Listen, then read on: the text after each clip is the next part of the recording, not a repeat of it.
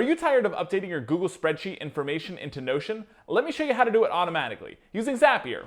In order to get started with this workflow, I need to create a Zap. In Zapier, a Zap is a simple way to connect different apps and make them work together automatically. I can create my Zap by typing in Google Sheets to Notion on the main page. Then I'll click Try It to get started.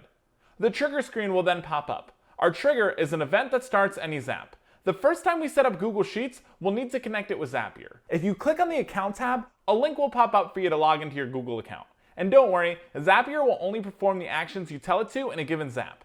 We'll then need to fill out our trigger app's data. Select the spreadsheet and worksheet you'd like to use for your Zap and click Continue. In order to finish setting up the trigger, we'll need to pull in some example data. To do that, click Test Trigger. Testing our steps ensures that the data we entered is working. You're all set with the first step. Click Continue with selected record and we can start creating our action.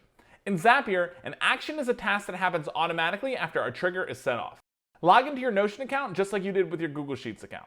From there, we can start to assign our trigger app's data into the action apps fields. I can select from the drop-down menu or add my own text to customize my Zap even further.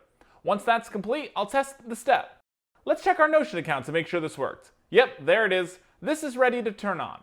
Now, whenever we add a new row to our Google Sheets account, the data will automatically be uploaded onto our Notion page as well. I hope this was a helpful demo. And if Notion and Google Sheets aren't your thing, Zapier helps anyone connect apps and automate work. No coding required. You can sign up and start for free.